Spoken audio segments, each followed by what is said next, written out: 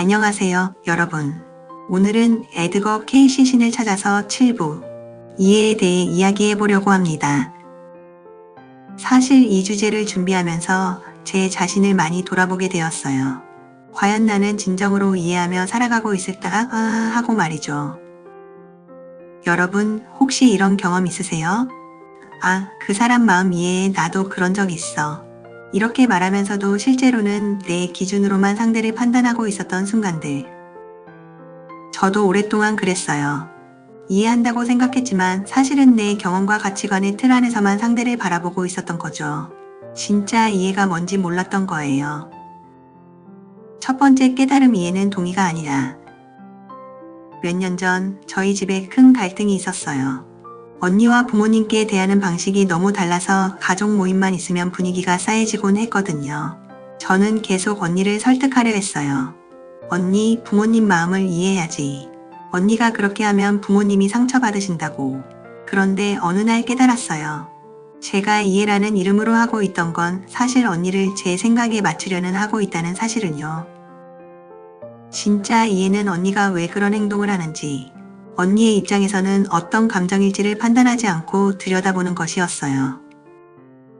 그제서야 알게 됐어요. 언니도 나름대로 부모님을 사랑하지만 표현하는 방식이 저와 다를 뿐이라는 걸요. 그리고 언니에게도 언니만의 상처와 어려움이 있었다는 걸. 이해는 동의가 아니에요. 상대와 같은 생각을 갖는 게 아니라 상대의 마음과 상황을 있는 그대로 바라보는 거예요. 두 번째 깨달음, 나부터 이해해야 한다. 그런데 더 중요한 깨달음이 있었어요. 남을 이해하기 전에 나부터 제대로 이해해야 한다는 거예요. 저는 항상 다른 사람들이 저를 이해해 주길 바랐어요. 왜 내 마음을 몰라줄까? 내가 이렇게 힘든데 왜 아무도 알아주지 않지? 하지만 정작 저는 제 마음을 제대로 이해하고 있었나요?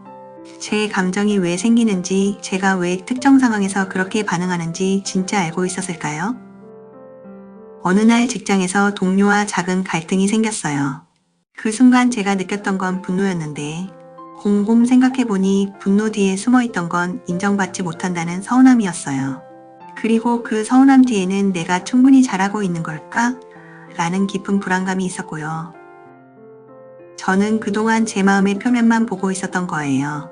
화가 나면 나는 화가 났어 라고만 생각했지, 왜 화가 나는지는 깊이 들여다보지 않았던 거죠. 나를 이해한다는 건 내 감정 뒤에 숨은 진짜 마음을 보는 거예요. 내 행동의 진짜 동기를 아는 거고, 내가 왜 이런 사람이 되었는지를 받아들이는 거예요. 세 번째 깨달음, 이해는 시간이 필요하다. 우리는 빠른 세상에 살고 있어요. 모든 걸 빨리빨리 해결하려고 하죠. 이해도 마찬가지예요. 알겠어, 이해했어. 이렇게 성급하게 결론을 내리곤 해요. 하지만 진짜 이해는 시간이 필요해요. 상대의 이야기를 끝까지 들어야 하고 내 마음도 차근차근 들여다봐야 해요. 얼마 전 친구가 힘든 일을 겪고 있을 때 저는 처음에 성급하게 조언을 하려고 했어요. 그냥 이렇게 하면 되잖아. 너무 생각하지 마. 하지만 친구가 원하는 건 조언이 아니었어요. 자신의 마음을 이해해주는 것, 그게 다였어요. 그래서 저는 말을 멈추고 들었어요. 친구가 왜 그런 선택을 했는지, 어떤 마음이었는지, 지금 무엇이 가장 힘든지. 그렇게 시간을 들여듣다 보니 친구의 상황이 제가 생각했던 것보다 훨씬 복잡하다는 걸 알게 됐어요. 그리고 친구가 이미 충분히 노력하고 있었다는 것도. 이해는 급하게 할 수 있는 게 아니에요. 마음의 속도에 맞춰서 천천히 해야 해요. 네 번째 깨달음, 이해는 행동으로 완성된다. 이해했다고 해서 끝이 아니에요. 이해는 행동으로 완성되는 거예요.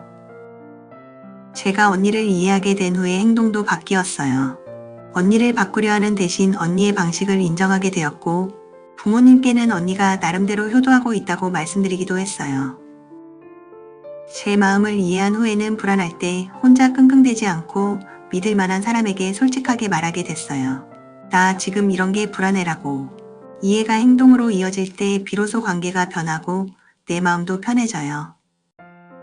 그럼 어떻게 이해를 연습할 수 있을까요? 저는 하루에 3번 아주 간단한 연습을 해요. 아침엔 오늘 만날 사람들을 떠올리며 이 사람도 나름의 이야기가 있을 거야 라고 마음속으로 말해봐요. 미리 판단하지 않겠다고 다짐하는 거예요. 점심엔 오전에 있었던 일 중에서 내가 이해하지 못했던 순간을 떠올려봐요. 그 사람은 왜 그랬을까? 내가 놓친 부분은 없을까? 이렇게 질문해보는 거예요. 저녁엔 하루를 돌아보며 내가 누군가를 진짜로 이해했던 순간, 혹은 이해받았다고 느꼈던 순간을 기억해봐요.